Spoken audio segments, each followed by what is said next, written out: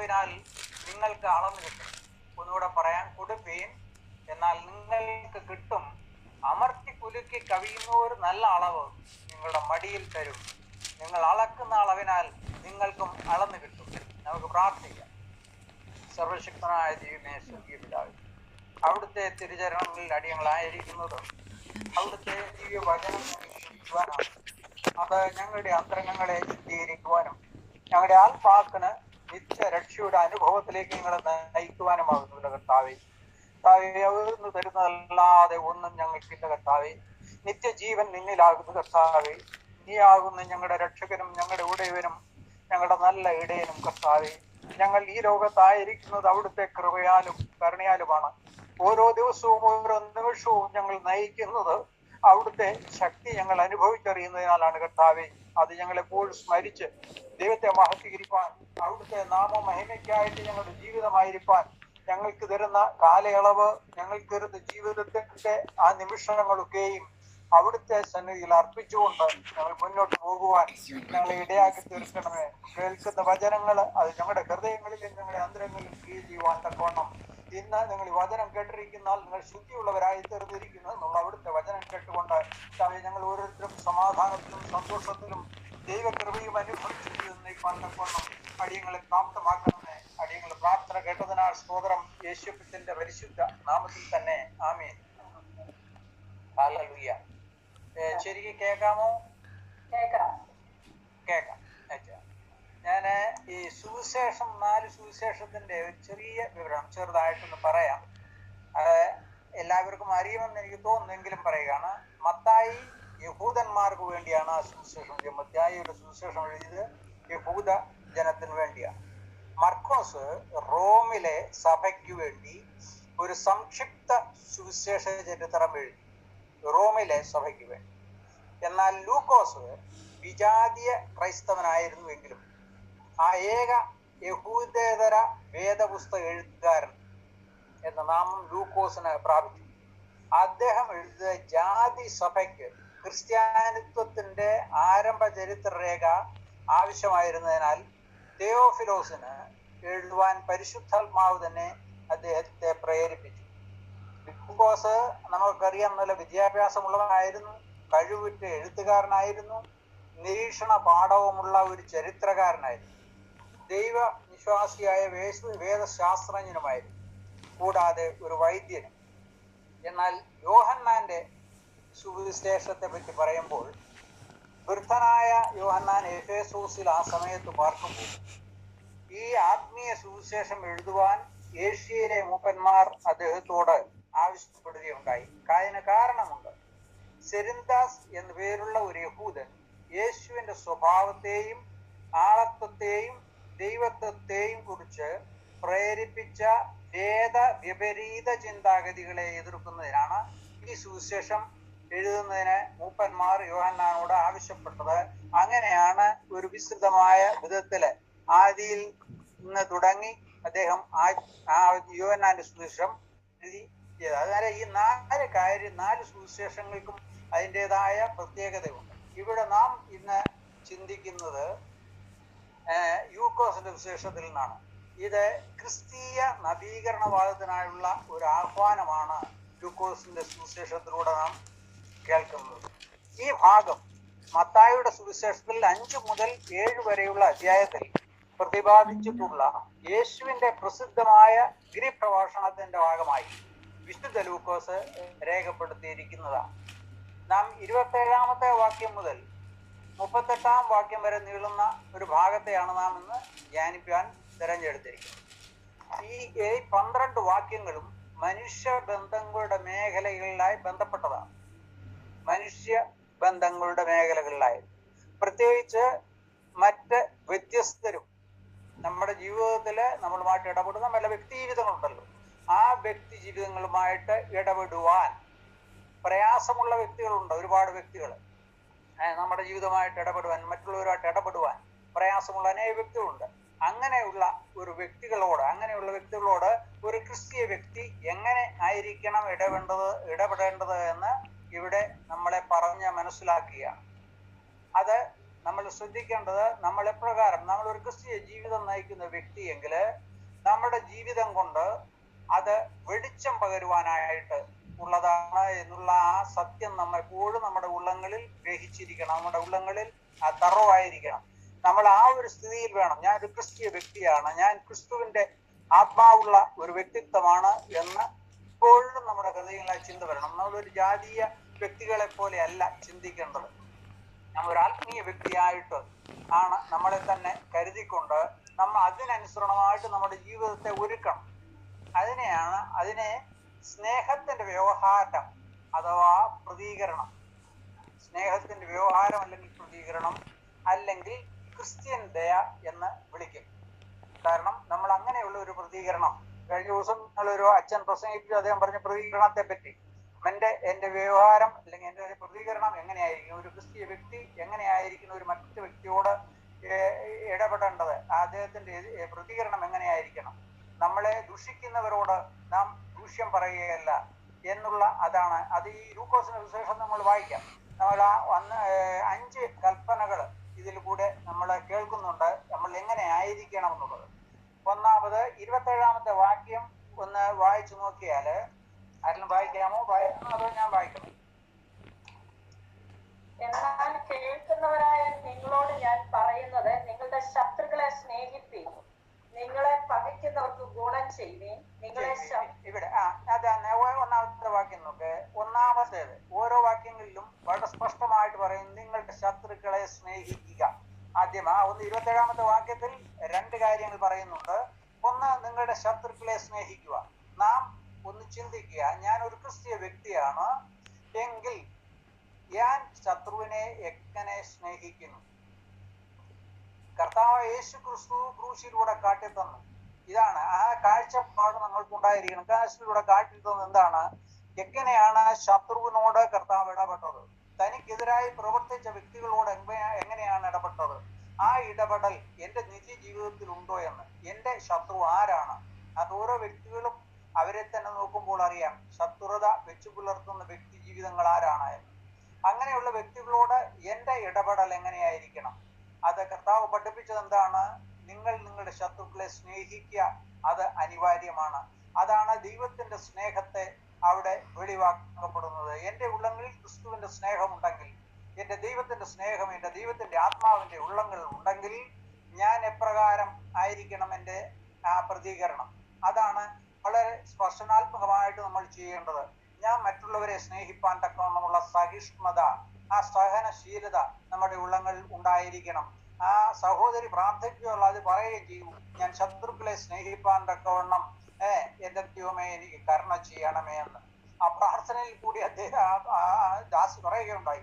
കാരണം ആ ഉള്ളങ്ങളിലുള്ള നിലവിളി, ആ ദൈവത്തിന്റെ ആത്മശക്തി നമ്മുടെ ഉള്ളങ്ങളിൽ പകരുമ്പോൾ മാത്രമാണ്, ആ ദൈവത്തിന്റെ ആത്മാവ് നമ്മുടെ ഉള്ളങ്ങളിൽ പകർന്നു തരുമ്പോൾ മാത്രമാണ്, ആ ദൈവത്തിന്റെ ആത്മാവ് നമ്മുടെ ഉള്ളങ്ങളിൽ നിൽക്കുമ്പോൾ മാത്രമാണ് നമ്മൾക്ക് ഇപ്രകാരമുള്ള ഒരു അനുഭവം നമ്മുടെ ജീവിതത്തിൽ ഉണ്ടാകുക. ശത്രുക്കളോട് സഹനശീലതയോട് സ്നേഹത്തോട് ഇടപെടുവാൻ നമുക്ക് സാധ്യമായിത്തീരുന്നത്. അതുപോലെ നമ്മളെ വെറുക്കുന്നവർക്ക് നമ്മൾ ചെയ്യാനായിട്ട് പറയുന്നത് എന്താണ്? നിങ്ങളെ പകയ്ക്കുന്നവർക്ക് ഗുണം ചെയ്യുകയും. എന്നെ വെറുക്കുന്ന വ്യക്തി ജീവിതങ്ങൾ എൻ്റെ ജീവിതത്തിൽ ഉണ്ടെങ്കിൽ അവരോട് ഞാൻ എങ്ങനെയാണ് ഇടപെടേണ്ടത്? എനിക്ക് തിന്മ പ്രവർത്തിക്കുന്നവരോട് ഞാൻ എങ്ങനെയാണ് ഇടപെടേണ്ടത്? ഞാൻ അവർക്ക് നന്മ ചെയ്താണ് ദൈവത്തിന്റെ ഹിതത്തെ എൻ്റെ ജീവിതത്തിൽ പൂർത്തീകരിക്കുന്നത്. ശത്രുവിനെ ഞാൻ സ്നേഹിച്ചും എനിക്ക് തിന്മ പ്രവർത്തിക്കുന്നവരോട് ഞാൻ നന്മ ചെയ്ത് ഞാൻ ദൈവത്തിന്റെ സ്നേഹത്തെ എൻ്റെ ജീവിതത്തിൽ കൂടെ അത് പ്രകടമാക്കി കാണിക്കും എന്ന് ഞാൻ എൻ്റെ ഉള്ളങ്ങളിൽ തന്നെ ഉള്ള ഒരു ചിന്താഗതി, ഒരു ഉറപ്പ് അത് നേടുക ഓരോ വ്യക്തിയുടെയും ആവശ്യകതയാണ്. രണ്ടാമത്തെ 21-ാമത്തെ വാക്യത്തിൽ പറയുന്നത് നിന്നെ ഒരു ചെകിട്ടത്ത് അടിക്കുന്നവന് മറ്റേതും കാണിച്ചു കൊടുക്ക, നിന്റെ പുതപ്പ് എടുത്തു കളയുന്നവന് വസ്ത്രവും തടുത്തു കളയരുത്. നിന്നോട് ചോദിക്കുന്നതിനും നിനക്കുള്ളത് എടുത്തു കളയുന്നവനോട് മടക്കി ചോദിക്കരുത് എന്ന് പറയുന്നു. അതായത് പറഞ്ഞു, നിന്നെ ശപിക്കുന്ന വ്യക്തി ജീവിതങ്ങളുണ്ടെങ്കിൽ അവരെ അനുഗ്രഹിക്കുക. എപ്പോഴും അനുഗ്രഹിക്കുന്ന ഒരു നാവ് നമ്മുടെ ഉള്ളങ്ങളിൽ ഉണ്ടാകണം. അത് ഹൃദയത്തിന്റെ ഉള്ളങ്ങളിൽ നിന്ന്, മനസ്സിന്റെ ഉള്ളിൽ നിന്ന് കടന്നു വരുന്ന ഒരു അനുഗ്രഹമായിരിക്കണം. ചുമ്മാതെ ഒരു ആപ്തവാക്യം പോലെ പറയുവാനല്ല അനുഗ്രഹം. അനുഗ്രഹം ഹൃദയത്തിന്റെ ഉള്ളങ്ങളിൽ നിന്ന്, ആഴത്തിൽ നിന്ന് കടന്നു വരുന്ന ഒരു അനുഗ്രഹം. ആക്ച്വലി ആരെ നാം അനുഗ്രഹിക്കുന്നു അവർക്ക് ആ അനുഗ്രഹം പ്രാപിപ്പാൻ തക്കവണ്ണം നമ്മളുടെ ചിന്താഗതികളായിരിക്കണം, നമ്മുടെ വിചാരമായിരിക്കണം. നമ്മളെ അനുഗ്രഹിക്കുന്നവർക്ക് ശാപമായി തീരാതിരിപ്പാൻ തക്കവണ്ണം അവരെ നാം സ്നേഹത്തോടെ, വാത്സല്യത്തോടെ, കരുണയോടെ നമ്മൾ അവരെ നോക്കുകയും അവരെ അനുഗ്രഹിക്കുകയും ചെയ്യാനുള്ള ഒരു തൽപരത നമ്മുടെ ഉള്ളങ്ങളിൽ ഉണ്ടാകണം. അതുകൂടാതെ 28 പറയുന്നത് നിങ്ങളോട് മോശമായി പെരുമാറുന്നവർക്കായി പ്രാർത്ഥിക്കുക. എത്ര പേർ നമ്മളിൽ അങ്ങനെ ചെയ്യുന്നുണ്ട്? എനിക്കെതിരായി പ്രവർത്തിക്കുന്ന വ്യക്തികൾ, എന്നോട് തിന്മ പ്രവർത്തിക്കുന്ന വ്യക്തികൾ, അനുദിനം അനേക ഔദ്യോഗിക ജീവിതത്തിലൊക്കെയും പല വ്യക്തികൾ പല വിധത്തിൽ നമ്മളോട് പെരുമാറുമ്പോൾ നമ്മൾ എന്താണ് ചെയ്യുക? ആ വ്യക്തിയോട് നാം അപ്രകാരമല്ലേ പെരുമാറുക? അതോ വ്യത്യസ്തമായ ഒരു ചിന്താഗതിയാണ് വെച്ച് പുലർത്തുന്നത്? പക്ഷെ ഇവിടെ ദൈവത്തിന്റെ ആത്മാവ് പറയുന്നത്, അങ്ങനെ നിന്നോട് പെരുമാറുന്ന വ്യക്തികളോട് നീ അവർക്ക് വേണ്ടി പ്രാർത്ഥിക്കുക. ദൈവമേ, ചെയ്യുന്നത് ഇന്നതെന്നറിയായതുകൊണ്ട് ഇവരോട് ക്ഷമിക്കണമേ.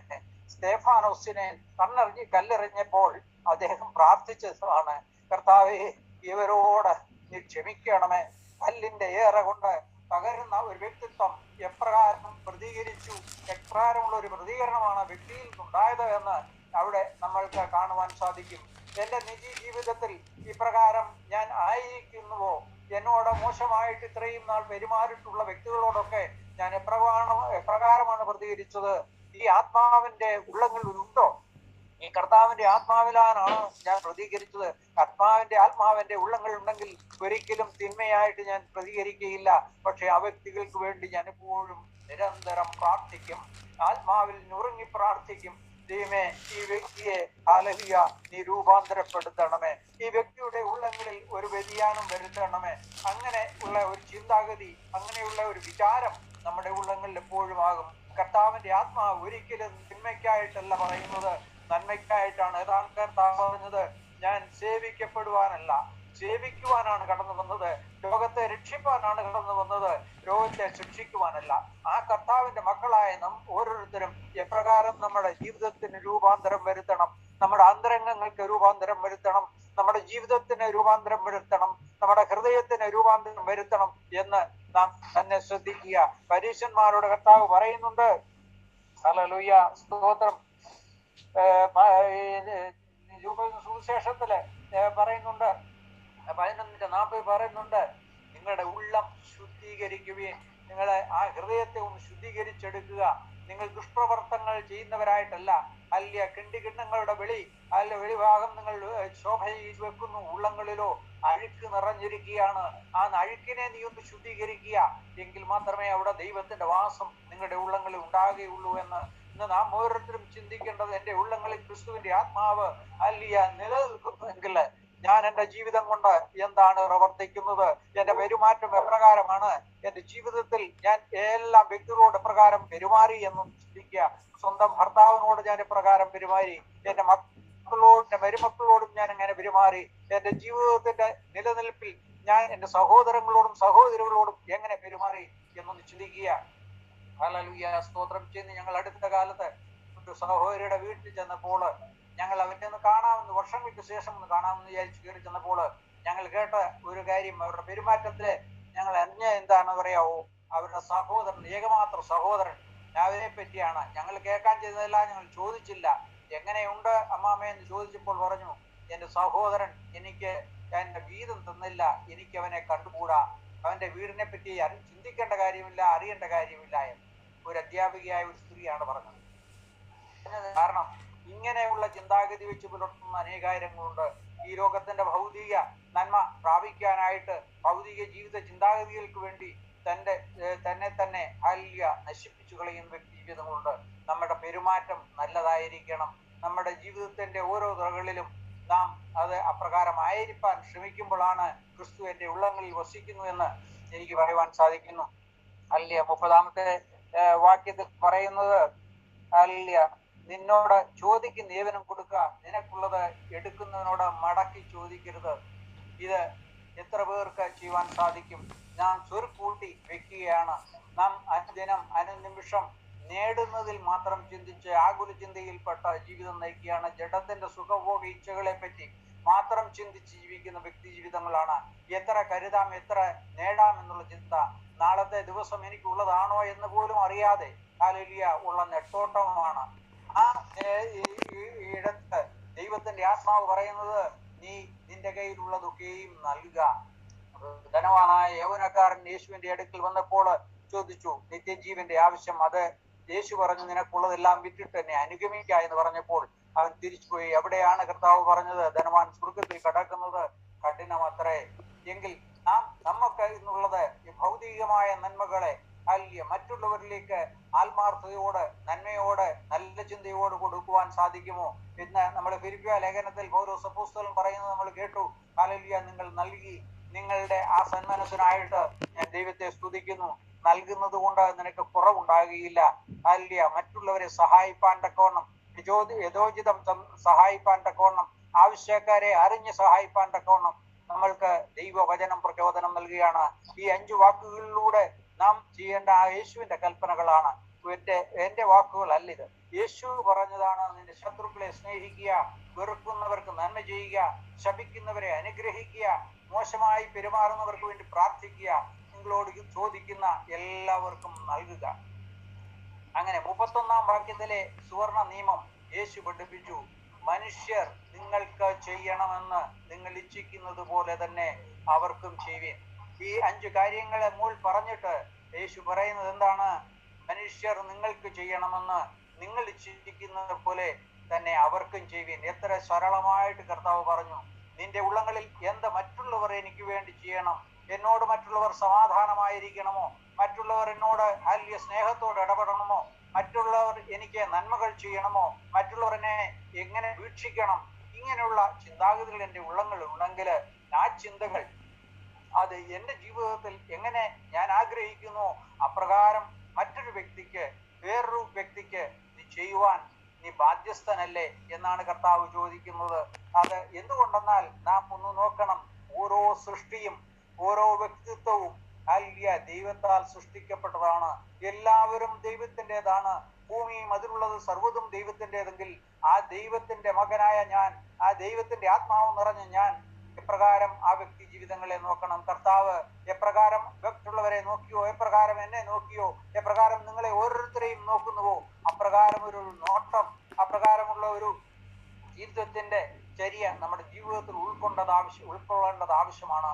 ക്രിയാത്മകമായി എങ്ങനെ മറ്റുള്ളവരോട് പെരുമാറണമെന്ന് യേശു കൽപ്പിക്കുകയാണ് ഇവിടെ. ക്രിയാത്മകമായിട്ട് നമ്മുടെ പ്രതിക്രിയ എങ്ങനെ ആയിരിക്കണമെന്ന്, മറ്റുള്ളവരോട് എങ്ങനെ നാം പെരുമാറണമെന്ന് കർത്താവിടെ കൽപ്പിക്കുന്നു. അതിൽ പരമായി സ്വന്തം ജീവിത രീതി വഴി അത് നമ്മൾക്ക് കാട്ടിത്തന്നു ആ യേശു. തൻ്റെ ഇഹലോകത്തിലെ ജീവിതത്തിലൂടെ നമ്മൾക്ക് ആ 3 വർഷക്കാലം കൊണ്ട് എത്രമാത്രം അനുഗ്രഹകരമായ പ്രവർത്തനങ്ങളിലൂടെ നമ്മൾക്കത് ഓരോ നിമിഷവും കാട്ടിത്തന്നു. ജനങ്ങളുടെ ഇടയിൽ നിന്നുകൊണ്ട് അവർക്ക് തൻ്റെ ജീവിതത്തിന്റെ വഴിയിലൂടെ അത് കാട്ടിക്കൊടുത്തു. ഓരോ വ്യക്തികളോടും യേശുവിന്റെ സമീപനം നാം ശ്രദ്ധിച്ചാൽ അത് നമുക്ക് മനസ്സിലാകും. ഓരോ വ്യക്തിത്വങ്ങളോടും എപ്രകാരം ഇടപെട്ടു എന്ന്. അത് വളരെ തിരുവചനം വായിക്കുമ്പോൾ, സുവിശേഷം വായിക്കുമ്പോൾ അവിടെ നമ്മൾ സ്പഷ്ടതയോടെ നമുക്ക് കാണുവാൻ സാധിക്കും. യേശുവിന്റെ സംസാരം, യേശുവിന്റെ മനസ്സലിവ്, യേശുവിന്റെ ആ ഇടപെടലൊക്കെയും. ഉദാഹരണമായി പറഞ്ഞാൽ, സ്വർഗീയൻ ദാസരൂപമെടുത്ത് ഉന്നതങ്ങളിൽ നിന്ന് താണി ഇറങ്ങി വന്നു. ഒരു സ്വർഗീയനായ നാഥൻ, ഒരു ദേവാദിദേവൻ ഉന്നതങ്ങളിൽ നിന്ന് ഈ ഭൂമിയിലേക്ക് താണിറങ്ങി വന്നു എന്ന് പറയുമ്പോൾ ഹല്ലേലൂയ, എത്രമാത്രം ഔന്നത്യത്തിൽ കഴിയുന്നവൻ താഴ്ചയിലേക്ക് ഇറങ്ങി വരണമെങ്കിൽ ഹല്ലേലൂയ. അതുകൂടാതെ തന്റെ ദാസന്മാരുടെ കാലുകൾ കഴുകി അവൻ വന്നത് ദാസരൂപമെടുത്താണ്. ഒരു ദാസരൂപമെടുത്താണ് അവൻ ഇവിടെ നിന്ന് സ്വർഗത്തിൽ നിന്ന് കടന്നു വന്നത്. രാജാതിരാജനായിട്ടല്ല, ഒരു ദാസരൂപമെടുത്ത് തന്നെ നൽകിക്കൊണ്ട് ഈ ലോകത്തേക്ക് കടന്നു വന്നത്. അതിനാണ് തന്റെ ദാസന്മാരുടെ കാലുകൾ കഴുകി നമ്മളെ കാണിച്ചു തന്നു. എളിമ മനുഷ്യ ജീവിതത്തിൽ എത്ര കണ്ട അനിവാര്യമെന്ന് നമ്മളെ മനസ്സിലാക്കി തന്നു. അങ്ങനെ ഇന്ന് നാം ആര് എന്നും നമ്മുടെ ചിന്താഗതി എന്തെന്നും ഒന്ന് ചിന്തിച്ചു നോക്കുന്നത് നല്ലതാണ്. ക്രിസ്തുവിനെ അപേക്ഷിച്ച് നോക്കുമ്പോൾ നാം എങ്ങനെയുള്ളവർ എന്ന് നാം നമ്മളെ തന്നെ ഒന്ന് ശോധന കഴിക്കേണ്ടത് ആവശ്യമാണ്. എൻ്റെ ഉള്ളങ്ങളിൽ എത്രമാത്രം യേശുവിന്റെ സ്വഭാവത്തിന്റെ അനുകരണമുണ്ട് എന്ന് ഒന്ന് ചിന്തിക്കുന്നത് നല്ലതത്രേ. എൻ്റെ സത്ത്, എൻ്റെ സമ്പത്ത്, എൻ്റെ മഹിമ, എൻ്റെ കഴിവ്, എൻ്റെ പ്രാപ്തി, ഇത് എന്നെ ഔന്നത്യത്തിലേക്ക് എത്തിച്ചിരിക്കുന്നു എന്നുള്ള ചിന്തയോടുള്ള വിചാരമാണോ? അതോ ഞാൻ ഏറ്റവും എളിമപ്പെട്ട് മറ്റുള്ളവരെ എന്നേക്കാൾ ശ്രേഷ്ഠമെന്ന് എണ്ണിക്കൊണ്ട് ദൈവത്തിന്റെ വാക്കുകളെ അപ്രകാരം എൻ്റെ ജീവിതത്തിൽ ഞാൻ പ്രായോഗികമാക്കി തീർക്കുകയും അതിൻ പ്രകാരം എന്റെ പ്രതികരണമായി തീരുകയും ചെയ്യുന്നുണ്ടോ എന്ന് ഒന്ന് ചിന്തിക്കുന്നത് നല്ലതാണ്. ഹല്ലേലൂയ. നാം പ്രതികാരം ഒഴിവാക്കാൻ മാത്രമല്ല, മറ്റുള്ളവർ നമ്മോട് എപ്രകാരം പെരുമാറാൻ നാം ആഗ്രഹിക്കുന്നുവോ അപ്രകാരം തന്നെ നാമും പെരുമാറണമെന്ന് ദൈവം യേശു വ്യക്തമാക്കി തന്നു. നാം നമ്മളോട് പ്രതികാരം ചെയ്യുന്നവരെ നമ്മൾ അവർക്ക് പ്രതികാരം ചെയ്യുവാനല്ല, അവിടെയൊക്കെയും സഹിഷ്ണുതയോടും സഹനശീലതയോടും സ്നേഹത്തോടും മറ്റുള്ളവരെ ഹല്ലേലൂയ അവരോട് നന്മയോട് സ്നേഹത്തോടെ ഇടപെടുവാൻ തക്കവണ്ണം കർത്താവ് നമ്മളോട് പറഞ്ഞു. ആ പെരുമാറ്റത്തിന് എന്റെ ജീവിതത്തിൽ എന്താണ് സ്ഥാനം? ആ പെരുമാറ്റത്തിലൂടെയാണോ എന്റെ ജീവിതം? ഞാൻ എൻ്റെ ഭർത്താവിനോട്, എൻ്റെ മക്കളോട്, എൻ്റെ സമൂഹത്തോട് ഞാൻ എപ്രകാരമാണ് പ്രതികരിക്കുന്നത്? എൻ്റെ ചിന്താഗതി എങ്ങനെയാണ്? ഞാൻ താഴ്മയിലാണോ? മറ്റുള്ളവരെ എന്നേക്കാൾ ശ്രേഷ്ഠമെന്ന് എണ്ണിയിട്ടുണ്ടോ? ഇപ്രകാരമുള്ള ചിന്ത അത് നമ്മൾ തിരുവചനം കേൾക്കുമ്പോൾ ഒന്ന് ചിന്തിക്കേണ്ടത് ആവശ്യമാണ്. അവിടെയാണ് നമ്മുടെ അന്തരംഗങ്ങളിൽ രൂപാന്തരം വരുത്തുന്നത്. എവിടെയാണ് കറക്ഷൻ വരുത്തേണ്ടത്, എവിടെയാണ് എനിക്ക് ഇന്നും കുറവുള്ളത് എന്ന് ഒന്ന് എഴുതിയിട്ടിട്ട് അവയെ തള്ളിക്കളയുക. ഞാൻ എൻ്റെ കർത്താവിനായിട്ട് ജീവിതം അർപ്പിക്കും. അതിന് എന്നിൽ വ്യതിയാനം ആവശ്യമാണ്, എൻ്റെ ഉള്ളങ്ങളിൽ രൂപാന്തരം ആവശ്യമാണ്, എൻ്റെ ഉള്ളങ്ങളിൽ മാനസാന്തരം ആവശ്യമാണ്, എൻ്റെ ഉള്ളങ്ങളിൽ ഒരു പ്രത്യാശയുടെ ജീവിതം ഉളവാകണം. ഞാൻ നിത്യതയുടെ അനുഭവത്തിലേക്ക് കടക്കണമെങ്കിൽ ഞാൻ ദൈവത്തിന്റെ വാക്കുകളെ അനുസരിക്കേണ്ടത് ആവശ്യമാണ് എന്നുള്ള ആ ചിന്ത അത് നമ്മളെ എപ്പോഴും ഭരിക്കുകയും നമ്മളിൽ നിരന്തരം ഒരു വ്യതിയാനം ചെയ്യണം. ഇങ്ങനെ ഈ ഉള്ളിൽ പറഞ്ഞ കൽപ്പനകളിൽ നിന്ന് അടുത്ത വാക്യങ്ങളിൽ നമ്മൾ നോക്കുമ്പോൾ 37, 32 തൊട്ട് 37 വരെയുള്ള വാക്യങ്ങൾ നമ്മൾ വായിക്കുമ്പോൾ അതിന്റെ കാരണങ്ങൾ എന്തുകൊണ്ട് നാം ഇതൊക്കെയും ചെയ്തിരിക്കണമെന്ന് ചെയ്യിക്കുമ്പോൾ 32 തൊട്ട് 37 വരെയുള്ള വാക്യങ്ങൾ പറയുന്നത് അതിന്റെ കാരണങ്ങളാണ്. എവിടെ പറയുന്നത് 32 പറയുന്നത്, നിങ്ങളെ സ്നേഹിക്കുന്നവരെ സ്നേഹിച്ചാൽ നിങ്ങൾക്ക് എന്ത് ഉപചാരം കിട്ടും? പാപികളും തങ്ങളെ സ്നേഹിക്കുന്നവരെ സ്നേഹിക്കുന്നുവല്ലോ. അങ്ങനെ നാം എപ്പോഴെങ്കിലും ആർക്കെങ്കിലും നന്മകൾ ചെയ്യുന്നുണ്ടെങ്കിൽ ഒരു പ്രത്യുപകാരം നാം പ്രതീക്ഷിച്ചാണ് ചെയ്യുന്നത്. നാം ഒരു വിവാഹത്തിന് പോകുമ്പോൾ ഒരു സമ്മാനം അവിടെ എത്തിക്കുന്നെങ്കിൽ അത് നമ്മുടെ ഉള്ളങ്ങളിൽ ഒരു ചിന്ത കാണും, ഇതെനിക്ക് തിരിച്ചു കിട്ടും. അങ്ങനെയുള്ള ചിന്താഗതി വെച്ച് പുലർത്തുന്ന വ്യക്തികൾ താങ്കളുടെ വചനത്തിൽ പറയുന്നത് പാപികളും അങ്ങനെ ചെയ്യുന്നു. പ്രത്യുപകാരം ആഗ്രഹിച്ച് ചെയ്യുന്നവർ. എൻ്റെ ഒരു ഓഫീസർ ഉണ്ടായിരുന്നു. അദ്ദേഹം ഒരു ദിവസം പിറുപിറുത്തുകൊണ്ട് ഓഫീസിലേക്ക് ഓടി വരുന്നത് ഞാൻ എന്ത് പറ്റി, എന്താ ഇത്ര ടെൻഷൻ എന്ന് ചോദിച്ചപ്പോൾ പറഞ്ഞു, ഞാൻ അവന് ഒരു ഉപകാരം ഒരിക്കൽ ചെയ്തു, അത് ഒരു കാലത്ത് എനിക്ക് പ്രത്യുപകാരം ചെയ്യും എന്നുള്ള ചിന്തയിലാണ്. ഇന്ന് ഞാൻ അവനോട് അത് ആവശ്യപ്പെട്ടപ്പോൾ അവൻ അത് മറുതലിച്ചു പറഞ്ഞു, ഇവൻ ശരിയാകില്ല എന്ന് പറഞ്ഞു. അതൊരു ജാതീയ വ്യക്തിയാണ്. ഞാൻ അദ്ദേഹത്തോട് പറഞ്ഞു, കൊടുക്കുന്നത് മറന്നു കളയുകയാണ് നമുക്ക് ആവശ്യം, അല്ലാതെ നാം അതിനു വേണ്ടി പ്രതിഫലിച്ച നമ്മൾ വെക്കാൻ പാടില്ല. അങ്ങനെ ഉള്ളൊരു വ്യക്തിത്വമാണോ നാമെന്ന് ചിന്തിച്ചു നോക്കണം.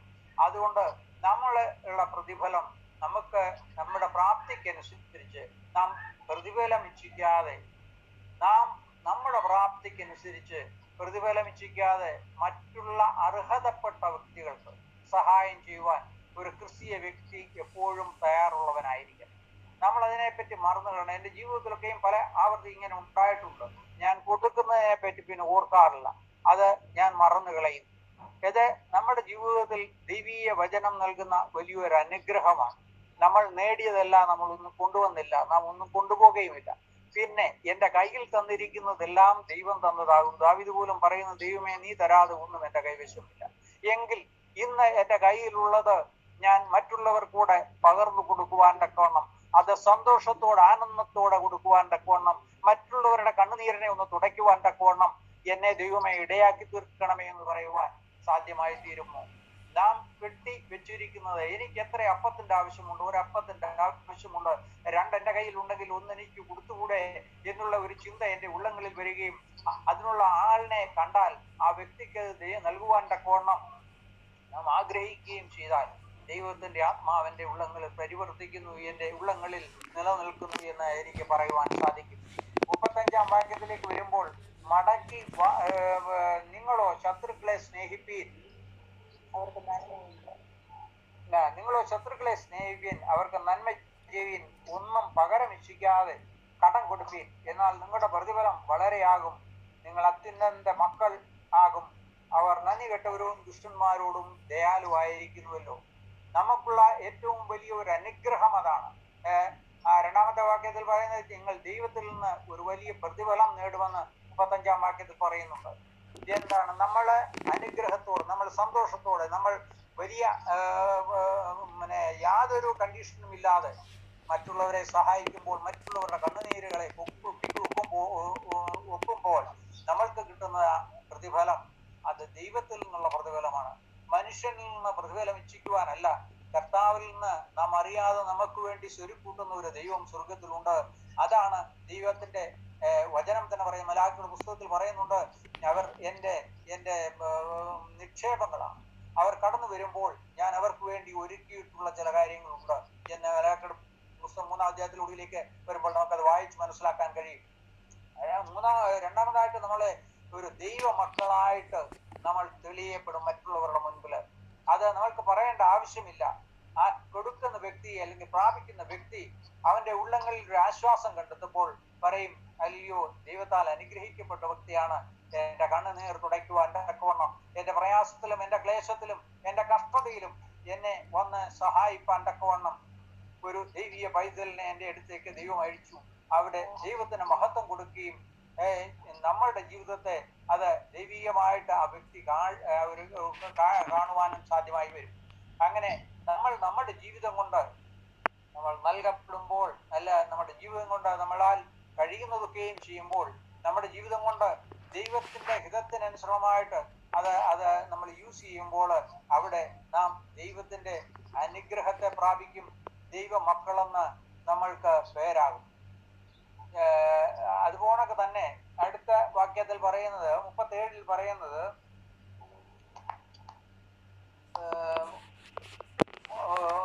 36-ൽ പറയുന്നത്, അങ്ങനെ നിങ്ങളുടെ പിതാവ് മനസ്സലിവുള്ളവനാകുന്നത് പോലെ നിങ്ങളും മനസ്സലിവുള്ളവൻ ആകുവീൻ. അത് ദൈവത്തിന്റെ സ്വഭാവമാണ്. ആ ദൈവത്തിന്റെ സ്വഭാവം എൻ്റെ ഉള്ളങ്ങളിൽ നിന്ന് പുറപ്പെടുമ്പോൾ അവിടെ പറയുന്നത്, നിങ്ങളുടെ പിതാവ് മനസ്സലിവുള്ളവനാകുന്നത് പോലെ നിങ്ങളും മനസ്സലിവുള്ളവനാകുവീൻ. നിങ്ങൾ എത്രമാത്രം മനസ്സലിവുള്ളവരാണ്? നാം നമ്മുടെ ജീവിതത്തിൽ മറ്റുള്ളവരെ പറ്റി ആകുല ചിന്തയുള്ളവരാണോ? നാം നമ്മുടെ പ്രയാസങ്ങളെയും ക്ലേശങ്ങളെയും മാത്രം വിചാരിച്ച് ഭാരപ്പെട്ടുകൊണ്ട് എപ്പോഴും അയ്യോ എനിക്കിങ്ങനെ വന്നു ഭവിച്ചുവല്ലോ എന്നുള്ള ചിന്തയിൽ, അല്ലെങ്കിൽ എനിക്കില്ലല്ലോ എന്നുള്ള ചിന്തയിൽ ആയിരിക്കുമ്പോൾ അത് നമ്മുടെ സ്വാർത്ഥതയാണ്. പക്ഷെ അവിടെ നാം മറ്റുള്ളവരുടെ വേദനകളെയും കഷ്ടതകളെയും ഈ ഞെരുക്കത്തിൽ നിന്നുകൊണ്ട്, ഈ പീഡയിൽ നിന്നുകൊണ്ട് നമ്മൾ അവർക്ക് അത് നന്മ ചെയ്യുമ്പോൾ അവിടെ നാം ക്രൂശിന്റെ ആ ത്യാഗത്തെ നമ്മുടെ ജീവിതത്തിൽ ഉൾക്കൊള്ളും. കർത്താവ് പീഡ അനുഭവിച്ച്, കഷ്ടത അനുഭവിച്ച് ക്രൂശിന്റെ അനുഭവത്തിലേക്ക് കടന്നു പോയപ്പോൾ അവിടെയും മറ്റുള്ളവരോട് ദയ കാട്ടുവാൻ, മറ്റുള്ളവരോട് കരുണ കാട്ടുവാൻ, ക്രൂശിലെ കള്ളനോട് കരുണ കാട്ടുവാൻ തക്കവണ്ണം ആ കർത്താവ് തന്റെ ജീവിതത്തെ കാട്ടിത്തന്നത് എന്തിനു വേണ്ടിയെന്ന് ചോദിച്ചാൽ അത് നമ്മൾക്ക് ഓരോരുത്തർക്കും വേണ്ടി, നമ്മളും ആ സ്വഭാവത്തെ, നമ്മുടെ നിജി വേദനകളെ മറന്നുകൊണ്ട് മറ്റുള്ള വേദനകളെ നാം ഉൾക്കൊണ്ടുകൊണ്ട് നമ്മുടെ ജീവിതത്തിൽ അത് പ്രതിഫലിപ്പിക്കുവാൻ തക്കവണ്ണം അങ്ങനെ നാം ദൈവത്തിന്റെ സ്വഭാവം നമ്മുടെ ജീവിതത്തിൽ കൂടെ മറ്റുള്ളവരിലേക്ക് പകർന്നു കൊടുക്കുവാൻ തക്കവണ്ണം ആ വെളിച്ചം, നമ്മൾ ദൈവത്തിന്റെ വെളിച്ചം മറ്റുള്ളവരിലേക്ക് പകർന്നു കൊടുക്കാൻ തക്കവണ്ണം നാം പ്രാപ്തരായി തീരും എന്ന് തിരുവചനം നമ്മളെ പഠിപ്പിക്കുകയാണ്. മറ്റുള്ളവരോട് പെരുമാറുന്നത് പോലെ ഒടുവിലായിട്ട് 37-ാമത്തെ വാക്യത്തിൽ പറയുന്നത്, വിധിക്കരുത് എന്നാൽ നിങ്ങളെയും വിധിക്കയില്ല, ശിക്ഷയ്ക്ക് വിധിക്കരുത് എന്നാൽ നിങ്ങൾക്കും ശിക്ഷാവിധി ഉണ്ടാകുകയില്ല, വിടുവീൻ എന്നാൽ നിങ്ങളെയും വിടുവിക്കും. ഇവിടെ കാണുന്നത് നമ്മുടെ പെരുമാറ്റം. മറ്റുള്ളവരോട് നാം എപ്രകാരം പെരുമാറുന്നുവോ, നാം നമ്മുടെ ജീവിതത്തിൽ എപ്രകാരം മറ്റുള്ളവരുമായിട്ട് ഇടപെടുമ്പോൾ നമ്മളുടെ റെസ്ട്രിക്ഷൻ ഉണ്ട്, നമ്മൾക്ക് പരിധി ഉണ്ട്, പരിമിതി കാട്ടുന്നുവോ, നീ എത്രമാത്രം പരിമിതി കാട്ടുന്നുവോ അത്രമാത്രം പരിമിതിയിൽ തന്നെ നിനക്കും പ്രാപിക്കുവാൻ സാധിക്കുകയുള്ളൂ. നീ അധികമായിട്ട് നൽകിയാൽ നിനക്ക് അധികമായിട്ട് പ്രാപിക്കുവാൻ സാധിക്കുമെന്ന് തിരുവചനം പറയുന്നത്. അതുകൊണ്ടാണ് ആത്മാവിൽ നിന്ന് നിറഞ്ഞു കവിയുന്നതാണ്, നിന്റെ ഉള്ളങ്ങളിൽ നിന്ന് നിറഞ്ഞു കവിയുന്നതാണ് അത് ദൈവീയ വചനമായിരിക്കണം. ചിലരുടെ ഹൃദയങ്ങളിൽ നിന്ന് നിറഞ്ഞു കവിയുന്നത് തിന്മയും ദുഷ്ടതയും ദുർമാർഗവും ദുർവിചാരവും ആകുമ്പോൾ അവൻ പ്രാപിക്കുന്നത് അതിന് തക്കതായിട്ടായിരിക്കും.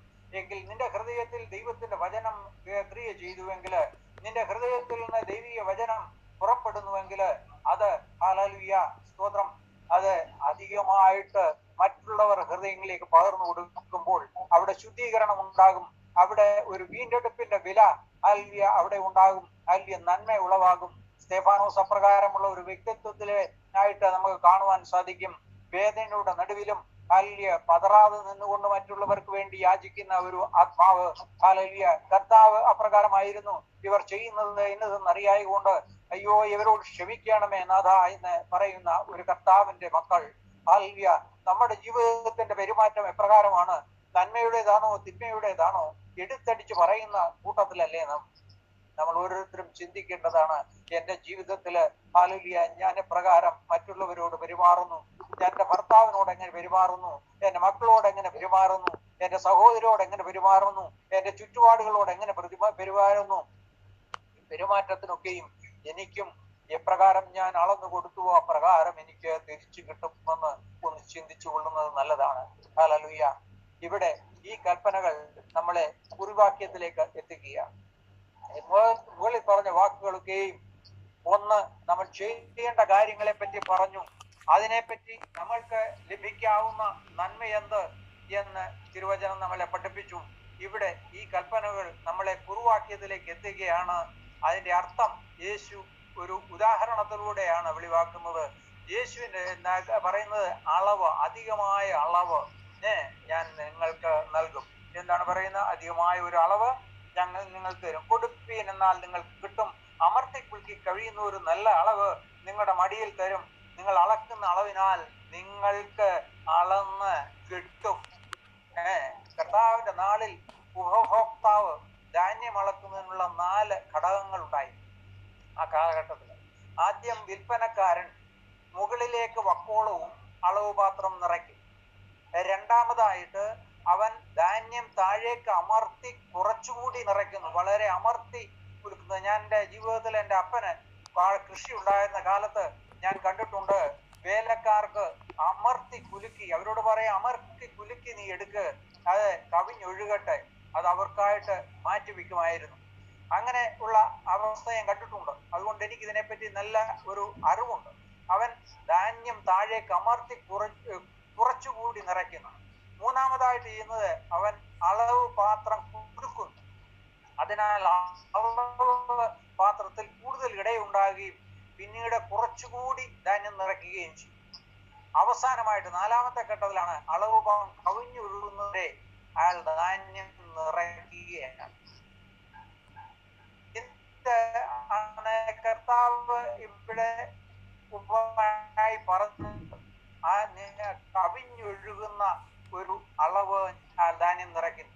യേശുവിന്റെ നാളിൽ ധാന്യം വിറ്റത് ഭാരം കൊണ്ടല്ല, എന്നുവെച്ചാൽ വെയിറ്റ്, തൂക്കത്തിന് തൂക്കമാണ്. തട്ടിയും ത്രാസും ഇട്ടാല് ഒരു ഭാഗത്ത് അടുത്ത തട്ടി നേരെ നിൽക്കുന്ന സമയത്ത് അതിന്റെ പോയിന്റ് നിൽക്കുമ്പോൾ അവിടെ അത്രേ ഉള്ളൂ, തുല്യത്തിന് തുല്യം. പക്ഷെ അളവ് അപ്രകാരമല്ല. അവിടെ നമുക്ക് അധികമായിട്ട് അമർത്തി കുലുക്കി നൽകാം എന്നാണ് പറയുന്നത്. അതുകൊണ്ടാണ് കർത്താവിന്റെ ഓരോ വാക്കുകളും വചനത്തിന്റെ ഓരോ സ്പർശനവും നമ്മളെ വെളിവാക്കുന്നത്. അതിന് വ്യത്യസ്തതയുണ്ട്. നീ തൂക്കി കൊടുത്തതനുസരിച്ചല്ല, ദൈവത്തിന്റെ അളവ് വലുതാണ്. അധികമായി അമർത്തി കുലുക്കി നൽകുന്ന ഒരു ഒരു ഒരു അനുഗ്രഹമാണ്. അതുകൊണ്ടാണ് ധാന്യം അമർത്തി കുലുക്കിയെന്ന് വാക്യം പരാമർശിക്കുന്നത്. ഇവിടെ ഒന്ന് ഓർക്കുക, അവിടെ there is no space remain. അമർത്തി കുലുക്കി നിറച്ചു കഴിയുമ്പോൾ അവിടെ ഒരല്പം പോലും സ്പേസ് ഉണ്ടായിരിക്കുകയില്ല. Because it is not limited but unlimited. That is what God gives. നമുക്ക് തരുന്നത് ഒരു അല്പം പോലും സ്ഥലമില്ലാതെ നിറച്ച് ഇടിച്ചമക്കി. ഹല്ലേലൂയ. അതിനൊരു പരിധിയില്ല. അവൻ തരുന്നതിന് ഒരു പരിധിയില്ല. അവന്റെ പരിധി ഹല്ലേലൂയ അൺലിമിറ്റഡ് ആണ്. ഹല്ലേലൂയ. We cannot count. അവന്റെ ആഴം നീളം ഒന്നും നമുക്ക് ഹല്ലേലൂയ കണ്ടറിയുവാൻ സാധിക്കുകയില്ല. അത്രമാത്രം ആഴത്തിലാണ് ദൈവം നൽകുന്നത്. That is what God gives. നമ്മുടെ ജീവിതത്തിൽ എങ്ങനെയാണ് നാം മറ്റുള്ളവർക്ക് കൊടുക്കുമ്പോൾ, മറ്റുള്ളവർക്ക് നമ്മുടെ ജീവിതത്തിൽ നിന്ന് പകർന്നു കൊടുക്കാൻ ധനം തന്നെയല്ല, നമ്മുടെ ജീവിതത്തിന്റെ സ്നേഹം, നമ്മുടെ ജീവിതത്തിന്റെ കരുതൽ, ഇവയൊക്കെയും നമ്മുടെ ജീവിതത്തിൽ എങ്ങനെയാണ്? We are giving them limited, വളരെ ചുരുക്കമായിട്ട് നൽകും. സന്തോഷത്തോടെയാണോ നൽകുന്നത്? അല്ല. നാം സ്വയമായിട്ട് ചിന്തിക്കാം, ഞാൻ മറ്റുള്ളവർക്ക് നൽകുന്ന എൻ്റെ സ്നേഹം, ഞാൻ മറ്റുള്ളവർക്ക് നൽകുന്ന എൻ്റെ ഉപദേശം, അല്ലെങ്കിൽ എൻ്റെ സ്നേഹം, മറ്റുള്ള കാര്യങ്ങളൊക്കെയും, ഓരോ കാര്യങ്ങളും എൻ്റെ മനുഷ്യ ജീവിതത്തിൽ നൽകാവുന്നത്, അത് ഞാൻ എങ്ങനെയാണ് കൊടുക്കുന്നത്? അതിനൊരു പരിധിയില്ലേ?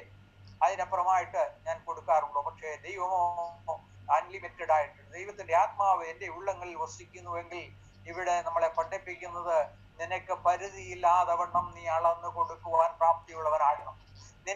അതിന്റെ പ്രതിഫലം നിനക്ക് തരുന്നത് ഈ ലോകമല്ല, ഈ ലോകത്തിലുള്ള യാതൊന്നുമല്ല. പിന്നെയോ ദൈവം നിനക്ക് വേണ്ടി സ്വർഗത്തിൽ കരുതുന്ന വലിയൊരു നിക്ഷേപമുണ്ട് എന്ന് നീ കരുതിക്കൊള്ളുക. ഇതിനെന്താണ് ഇതിനർത്ഥം? പശ്ചാത്തലം എന്ന നിലയിൽ ലളിതമായ ഒരു ചോദ്യം നമുക്ക് ചോദിക്കാം. ക്രിസ്തീയ ദാനത്തെ കുറിച്ച് യേശു ഇവിടെ കൃത്യമായി എന്താണ് പഠിപ്പിക്കുന്നത്? ആ ചോദ്യത്തിന് രണ്ട് ലളിതമായ ഉത്തരങ്ങളും. നിങ്ങൾ ദൈവനാമത്തിൽ നൽകുമ്പോൾ ദൈവം നിങ്ങൾക്ക് തിരികെ നൽകും. ദൈവനാമത്തിൽ എന്തെങ്കിലും നൽകുമ്പോൾ ദൈവം നിങ്ങൾക്ക് തിരികെ നൽകുന്നു. നിങ്ങൾ മറ്റുള്ളവരുടെ കണ്ണുനീരിനെ ഒപ്പുമ്പോൾ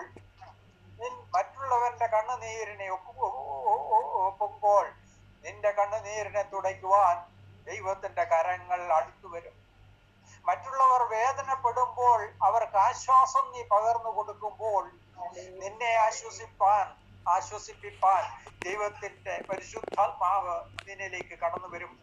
നിന്റെ ജീവിതത്തിന്റെ ക്ലേശങ്ങൾ, മറ്റുള്ളവരുടെ ജീവിത ക്ലേശങ്ങളെ നീ അത് അറിഞ്ഞ് അവരെ സഹായിക്കുമ്പോൾ നിന്നെ സഹായിപ്പാൻ ദൈവത്തിന്റെ ആത്മാവ് കടന്നു വരും, ദൈവം കടന്നു വരും. ഇവിടെയാണ് അതിന്റെ ആ കൃത്യത എന്ന് നാം മനസ്സിലാക്കണം.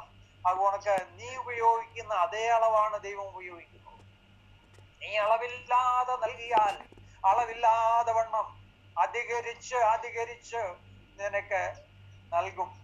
നീ കൊടുക്കുന്ന അളവല്ല, അതിനപ്പുറമായിട്ടൊരു അളവ് തരുവാൻ തക്കോണം ദൈവം പ്രാപ്തനാണ്. ഇതാണ് ദൈവത്തിന്റെ ആ നീതി, ഇതാണ് ദൈവത്തിന്റെ ആ സ്നേഹം, ഇതാണ് ദൈവത്തിന്റെ കൃത്യത. ക്രിസ്തീയ ദാനം സംബന്ധിച്ച് നാം പൗലോസ് അപ്പോസ്തലൻ പറയുന്നത് 2 കൊരിന്ത്യർ 9:6-11 വരെ പറയുന്നത് എന്താണെന്ന് വെച്ചാൽ, എന്നാൽ ലോഭമായി വിതയ്ക്കുന്നവൻ ലോഭമായി കൊയ്യും, ധാരാളമായി വിതയ്ക്കുന്നവൻ ധാരാളമായി കൊയ്യുമെന്ന് ഓർത്തുകൊള്ളുക. എന്നാൽ ലോഭമായി വിതയ്ക്കുന്നവൻ ലോഭമായി കൊയ്യും, ധാരാളമായി വിതയ്ക്കുന്നവൻ ധാരാളമായി കൊയ്യും എന്ന് ഓർത്തുകൊള്ളുകയും. അവനവൻ ഹൃദയത്തിൽ നിശ്ചയിച്ചതുപോലെ കൊടുക്കട്ടെ, സങ്കടത്തോടെ അരുത്, നിർബന്ധാൽത്താലും അരുത്. സന്തോഷത്തോടെ കൊടുക്കുന്നവനെ ദൈവം സ്നേഹിക്കുന്നു. 8-ാമത്തെ വാക്യം വളരെ സ്പഷ്ടതയോടെ പറയുന്നത്, നിങ്ങൾ സകലത്തിലും എപ്പോഴും പൂർണ്ണ തൃപ്തിയുള്ളവരായി സകല സൽപ്രവൃത്തികളിലും, ഓർക്കണം, സകലവും പൂർണ്ണതയും സകലവും സൽപ്രവൃത്തികളും പെരുകി വരുമാറ് നിങ്ങളായിരിക്കണം. സകലത്തിൽ എപ്പോഴും പൂർണ്ണ തൃപ്തിയുള്ളവരായി സകല സൽപ്രവൃത്തികളും അനുദിനം പെരുകി വരുന്നവരായിരിക്കണം. നിങ്ങളിൽ സകല കൃപയും പെരുകുവാൻ ദൈവം ശക്തനാകും. അത് പെരുകി വരുവാൻ നിന്റെ ഉള്ളങ്ങൾ ആഗ്രഹങ്ങൾ ഉളവെടുക്കുമ്പോൾ, നീ അത് ആഗ്രഹിക്കുമ്പോൾ, അത് പൂർണ്ണതയോട് കർത്താവെ ഞാനിത് ചെയ്യുവാൻ ആഗ്രഹിക്കുന്നു, അത് കമ്പൽഷനോടല്ല, ആരും നിർബന്ധിച്ചിട്ടല്ല, പക്ഷേ നിന്റെ ഉള്ളങ്ങളിൽ നിന്ന് ഒരു തീരുമാനം, ഒരു തയ്യാറെടുക്കുമ്പോൾ അവിടെ ദൈവത്തിന്റെ കൃപ അധികമായി നിന്റെ ഉള്ളങ്ങളിൽ പെരുകും. അവൻ നിന്നെ ശക്തനാക്കും. നീ പതറിപ്പോകില്ല. നിന്നിൽ നിന്ന് കൊടുക്കുന്നത് അത് 10 മടങ്ങേറും. നമ്മൾക്കറിയാം സറാഫാത്തിലെ വിധവയുടെ കാര്യത്തെപ്പറ്റി നമുക്കറിയാം. അവൾ എന്താണ് ചെയ്തത്? തന്റെ മകന് വേണ്ടി ഒരു അപ്പം ഉണ്ടാക്കി ആ ചുള്ളിൽ പിറക്കിക്കൊണ്ട് പോയി വലിയ ആഹാരം ഉണ്ടാക്കി മരിക്കുവാനായിട്ട് തയ്യാറെടുക്കുന്ന ഒരു വിധവയുടെ അടുത്തേക്ക് ഏലിയാവ് കടന്നു ചെല്ലുന്നു. യഹോവയായ ദൈവം പറഞ്ഞു, ഞാൻ ഒരാളെ അവിടെ ഒരുക്കിയിട്ടുണ്ട്, നീ അവിടെ കടന്നു ചെല്ലുക, നിന്നെ ഈ സമകാലത്ത് നിന്നെ അവർ പോഷിപ്പിച്ചോളും എന്ന് ഏലിയാവിനോട് പറയുമ്പോൾ ഏലിയാവ് ചെന്ന് കാണുന്നത് എന്താണ്? ആ വിധവയോട് പറഞ്ഞു, നീ എനിക്ക് ഒരു അല്പം ഉണ്ടാക്കി തരിക, ബാക്കി നീയും നിന്റെ മകനും കഴിച്ചുകൊള്ളുക. പക്ഷെ എന്ത് പറ്റി? അവൾക്കുള്ളത് അവന് നൽകി കാണാം. ഞാൻ എൻ്റെ ചിന്താഗതി പറയാം, അവളും അവന്റെ മകന് വേണ്ടി ഒന്നും വെച്ച് കാണില്ല. ആ വന്ന പുരുഷന് വേണ്ടി അവൾ അവളുടേതായതെല്ലാം കൊടുത്തു കാണും. ഇനി എന്ത് ഞങ്ങൾ ഭക്ഷിപ്പാൻ എന്ന് വിചാരിച്ചു കാണും. ആ സ്ത്രീക്ക് അത് മുഴുവൻ കൊടുത്തപ്പോൾ ഇതാ അവളുടെ പാത്രം നിറഞ്ഞു കവിയുകയാണ്. അവൾ അറിയാതെ തന്നെ അവളുടെ ജീവിതത്തിന് വ്യതിയാനം ഉണ്ടാകുകയാണ്. പാപിയായ സ്ത്രീ എന്ന് അവളെ തന്നെ പറയുന്നുണ്ട്. അവളുടെ ജീവിതത്തിന് ഒരു മാറ്റമുണ്ടായി, അവളുടെ ഹൃദയത്തിന് ഒരു മാറ്റമുണ്ടായി, അവളുടെ അതുവരെയുള്ള തകർന്ന അവസ്ഥയ്ക്ക് ഒരു വ്യതിയാനം ഉണ്ടായി. ഇതാണ് ദൈവത്തിന്റെ സ്നേഹം. നീ മനസ്സോടെ നൽകുമ്പോൾ, നീ ആത്മാർത്ഥതയോട് നൽകുമ്പോൾ, നിന്റെ ഹൃദയത്തെ അറിയുന്നവനായ ദൈവം നിന്നെ അധികമായി പെരുക്കും. അത് ആത്മീയ ശക്തിയുടെയാണ്. ഞാൻ ഭൗതിക നന്മകളെ പറ്റി അല്ല നിങ്ങളോട് പറയുന്നത്, ഓർത്തുകൊള്ളുക. ഭൗതികമായ നന്മകളെ പറ്റി ചിന്തിച്ച് നിങ്ങളുടെ ഹൃദയങ്ങൾ വ്യാപാരം ഉണ്ടാകരുത്. ഇന്ന് പൗലോസപ്പോസ്തലൻ ഫിലിപ്പിയ ലേഖനത്തിൽ പറഞ്ഞത് എന്താണ്? ഞാൻ ജഡത്തിൽ അധികം പ്രശംസിക്കുവാൻ ഞാൻ അപ്രകാരമുള്ള വ്യക്തിയായിരുന്നു, പക്ഷെ എന്റെ പ്രശംസയോ ഈ ജഡത്തിന്റെ ഇന്ന കാര്യങ്ങളിലല്ല, പിന്നെയോ എന്റെ പ്രശംസ എന്റെ കർത്താവിനാണ്. അവന്റെ ആത്മാവിന്റെ ഉള്ളങ്ങളിൽ ഉള്ളതിനാൽ അതിൽ വലിയൊരു ധനം എനിക്കില്ല. ഈ ധനം എന്റെ കർത്താവിന്റെ ആത്മാവിന്റെ ഉള്ളങ്ങളിൽ വസിക്കുന്നു എന്നുള്ളതാണ്. അവനോട് ഞാൻ ഒന്നായി ചേർന്നിരിക്കുന്നു എന്നുള്ളതാണ് എന്റെ ഏറ്റവും വലിയ ധനം. ഈ ലോകത്തിൽ ഞാൻ ആയിരിക്കുന്നത് അവനാലാകുന്നു. എന്നെ സർവത്തിലും ശക്തനാക്കുന്ന ഒരു ദൈവം എനിക്കുണ്ട് എന്ന് പറയുവാൻ തക്കവണ്ണം. ഹല്ലേലൂയ, സ്തോത്രം. ഇവിടെ നാം ചെയ്യേണ്ടത് ക്രിസ്തുവിനെ സ്വീകരിക്കുക, ഉള്ളങ്ങളില് അവന്റെ വാക്കുകളെ ശ്രവിച്ച് അതിനെ ഒബേ ചെയ്യുകയാണ്. നമ്മുടെ when you be ready to accept the Lord's word and obey the same in your life. അങ്ങനെ നിങ്ങൾ നിങ്ങളുടെ ഉള്ളങ്ങളിൽ ദൈവത്തിന്റെ വചനത്തെ ഉൾക്കൊള്ളുമ്പോൾ, ഈ ദൈവം എനിക്ക് മതി, എനിക്ക് മറ്റൊന്നും വേണ്ട, എന്റെ ജീവിതം ദൈവത്തിനായിട്ടാകുന്നു എന്ന് പറയുമ്പോൾ, നിന്റെ കുടുംബ ജീവിതം, നിന്റെ എന്തിനെ എല്ലാ കാര്യങ്ങളിലും ശ്രദ്ധ വെക്കുന്ന ഒരു ദൈവമുണ്ട്. നീ പോകുന്ന വഴികളിലൊക്കെയും അവൻ നിന്നോട് കൂടെ ഇരിക്കും, നിന്നെ ശക്തനാക്കും. നീ ബലഹീനയാകുവാനോ തകർന്നു പോകുവാനോ തളർന്നു പോകുവാനോ അവൻ ഇടയാക്കുകയില്ല. കാര്യം അവന്റെ ശക്തി നിന്നിൽ കൂടി ആവരിക്കും. എന്തുകൊണ്ടെന്നാൽ നീ അവന്റെ ഹിതത്തെ പൂർത്തീകരിക്കുന്നു, നീ അവന്റെ ഹിതത്തെ മാത്രം മാനിക്കുന്നു, അവന് വേണ്ടി നിന്റെ ജീവിതം അർപ്പിച്ചിരിക്കുന്നു. അത് പൂർണ്ണതയോടെയാണ്. ഹല്ലേലൂയ. അപ്രകാരം 9-ാമത്തെ വാക്യത്തിലേക്ക് വരുമ്പോൾ, അവൻ വാരി ദരിദ്രന്മാർക്ക് കൊടുക്കുന്നു, അവന്റെ നീതി എന്നേക്കും നിലനിൽക്കുന്നു എന്ന് എഴുതിയിരിക്കുന്നുവല്ലോ.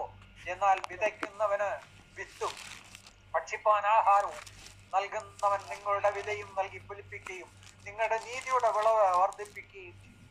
ഹല്ലേലൂയ. നിങ്ങൾ നന്മ ചെയ്യുവാൻ തുടങ്ങുമ്പോൾ, നിങ്ങളുടെ ജീവിതം കൊണ്ട് ആ ദൈവഹിതത്തെ മാനിക്കുവാൻ തുടങ്ങുമ്പോൾ, നന്മയുടെ മാർഗത്തിലേക്ക് നിങ്ങൾ പോകുവാൻ തുടങ്ങുമ്പോൾ, ഹല്ലേലൂയ, അവൻ നിങ്ങളോട് കൂടെ ഇരിക്കും. കാര്യം നീ അവന്റെ വേലയാണ് ചെയ്യുന്നത്, അവന്റെ ഹിതമാണ് നിവർത്തിക്കുന്നത്, അവന്റെ ജീവിതത്തോട് ചേർന്നാണ് നിന്റെ ജീവിതം. അവൻ നിന്റെ കൈകളെ പിടിച്ച് മുന്നോട്ട് നയിക്കും. ഇതാണ് മകനെ, മകളെ, ഞാൻ നിന്നിൽ നിന്ന് ആഗ്രഹിച്ചത് ഈ ലോകത്തിലെ അല്പകാല ജീവിതത്തിന് വേണ്ടിയല്ല, അതിനപ്പുറമായ ഒരു നിത്യരക്ഷയിൽ എന്നോട് കൂടെ നീ ജീവിക്കേണ്ടത് ആവശ്യമാണ്. അതിനായിട്ട് ഞാൻ നിന്നെ വിളിക്കുന്നു. അതിനായിട്ടാണ് കാൽവറിയിൽ യാഗത്തിലൂടെ നിന്നെ രക്ഷയുടെ അനുഭവത്തിലേക്ക് നയിച്ചത് എന്ന് അവൻ നിന്റെ ചെവിയിൽ ഓതും. അവിടെയാണ് ആ നീതിയുടെ വിളവ് നിനക്ക് വർദ്ധിപ്പിച്ചു തരുന്നത്. യെശയ്യാപ്രവാചകന്റെ പുസ്തകം 55:8-11 വാക്യങ്ങളിൽ ഇങ്ങനെ എഴുതിയിരിക്കുന്നു: എന്റെ വിചാരങ്ങൾ നിങ്ങളുടെ വിചാരങ്ങളല്ല, നിങ്ങളുടെ വഴികൾ എന്റെ വഴികളുമല്ല എന്ന് യഹോവ അരുളിച്ചെയ്യുന്നു. ആകാശം ഭൂമിക്ക് മീതെ ഉയർന്നിരിക്കുന്നത് പോലെ എന്റെ വഴികൾ നിങ്ങളുടെ വഴികളിലും എന്റെ വിചാരങ്ങൾ നിങ്ങളുടെ വിചാരങ്ങളിലും ഉയർന്നിരിക്കുന്നു.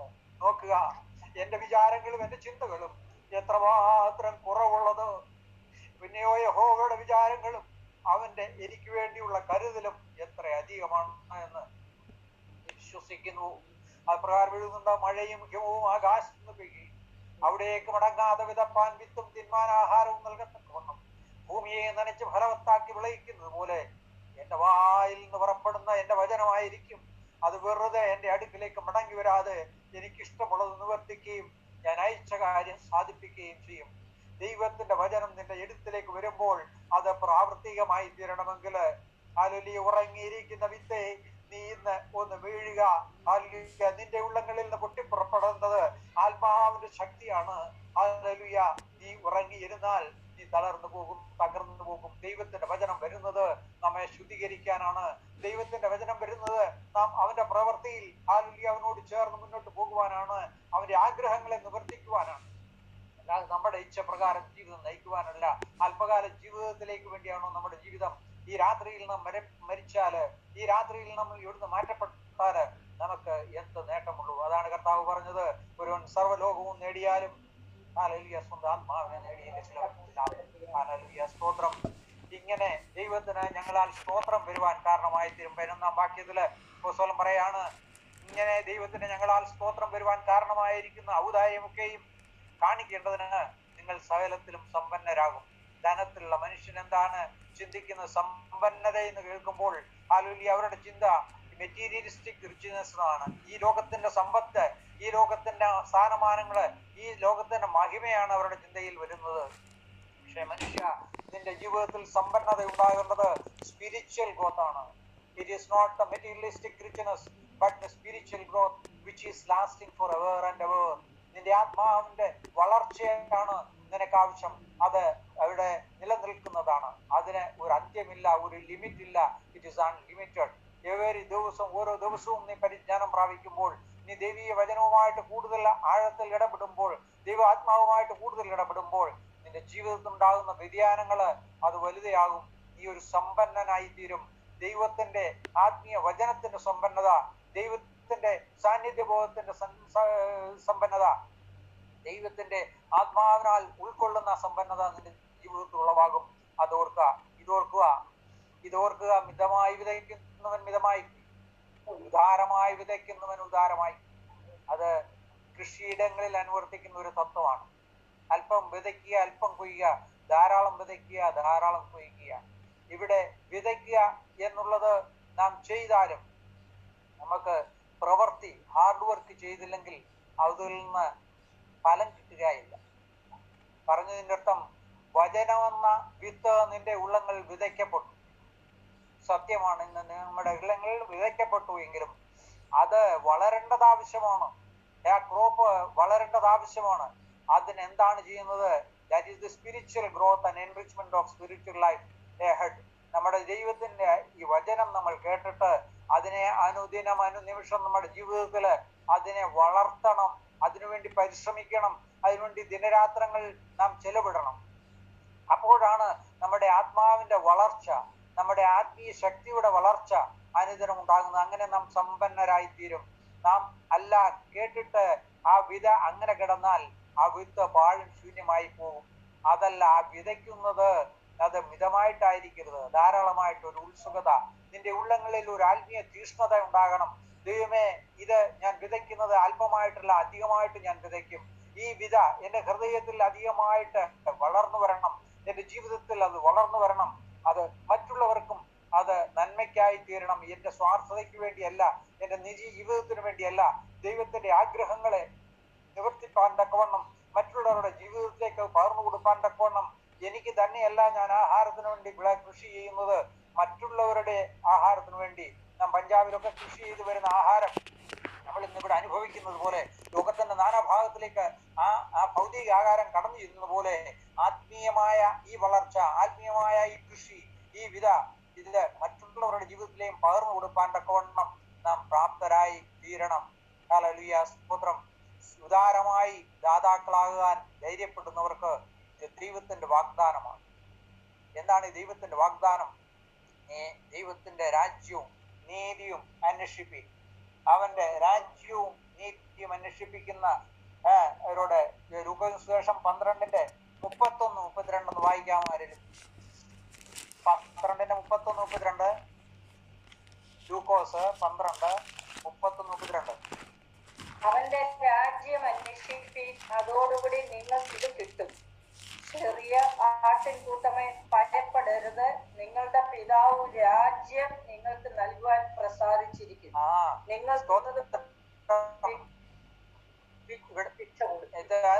അത്രയും മതി. നീട് അതെല്ലാം നമുക്ക് തരും. നമ്മൾ അവന്റെ രാജ്യം അന്വേഷിക്കുമ്പോൾ ഇഹത്തിലെ നമ്മുടെ ആവശ്യങ്ങള്, തന്റെ കുഞ്ഞുങ്ങൾ ഒരിക്കലും പട്ടിണി കിടക്കാൻ അനുവദിക്കുകയില്ല. നിന്റെ ആവശ്യം ചെറുത് അത് നമുക്കറിയാം എത്ര നമുക്ക് ആവശ്യമുണ്ട്. ആ ആവശ്യങ്ങളെയൊക്കെയും നിറവേറ്റിത്തരും. പക്ഷേ നാം ആഗ്രഹിക്കുന്നതെല്ലാം അത് ആയിരിക്കണമെന്നില്ല. എനിക്ക് ഈ ലോകത്തിൽ അതുണ്ട്, ഇതുണ്ട്, മറ്റേത് വേണമെന്നുള്ള ആഗ്രഹങ്ങൾ നാം അനുദിനം ദൈവസന്നിധിയിൽ വിളിച്ച് പറഞ്ഞുകൊണ്ടിരിക്കുന്ന കാര്യങ്ങൾ നമ്മൾ പ്രാപിക്കണമെന്നില്ല. ഉണ്ടോ? ഇല്ല. അതിനാൽ നാം ഒന്ന് ഓർക്കേണ്ടത്, നമ്മൾക്ക് ആവശ്യമുള്ളത് എൻ്റെ പിതാവ് അറിയുന്നു. അതിനാൽ ഞാൻ ദൈവത്തിന് സ്തോത്രം പറയുന്നു. എൻ്റെ ആഗ്രഹങ്ങളെ അല്ല നിവർത്തിക്കേണ്ടത്. കർത്താവേ, അങ്ങയുടെ ആഗ്രഹങ്ങളെ എൻ്റെ ജീവിതത്തിൽ നിവർത്തിക്കണമേ.